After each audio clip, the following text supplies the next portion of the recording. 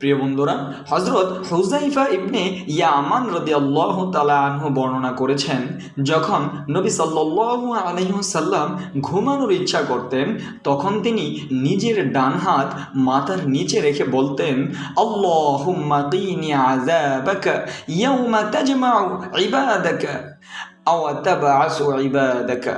প্রিয় বন্ধুরা, দোয়াটির অর্থ হচ্ছে, হে আল্লাহ, যেদিন তুমি আমার বান্দাদের একত্রিত করবে অথবা পুনরায় জীবিত করবে, সেদিন আমাকে তোমার আযাব থেকে হেফাজতে রাখো। প্রিয় বন্ধুরা, তিরমিজি শরীফের এই হাদিসটি সহিহ।